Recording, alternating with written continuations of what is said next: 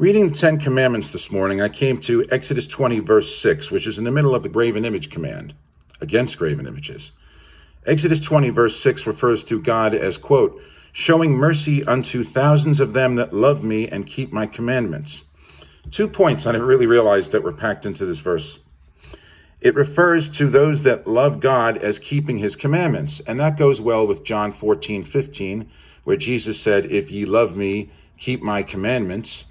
And in 1 John 5, verse 3, where it says, for this is the love of God, that we keep his commandments, and his commandments are not burdensome. So for those who claim that those verses in John and 1 John are only referring to new commandments of Jesus and not the 10 commandments also, we see in the 10 commandments that God is equating loving him to keeping his commandments. Second point, and let's read the verse again, this time in the complete Jewish Bible, Exodus 20, verse 6. It refers to God as, quote, displaying grace to the 1000th generation of those who love me and obey my mitzvah.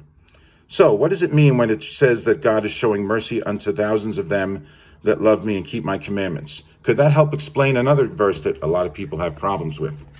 Well, if you go to Romans 2, verse 13, it says, for not the hearers of the law are just before God, but the doers of the law shall be justified. Now, we don't earn our justification by keeping the law. No, we're saved by grace through faith. But if it says in Exodus 20, verse 6, in the complete Jewish Bible, that God displays grace to those who love him and obey his commandments, it might help explain this verse for many people.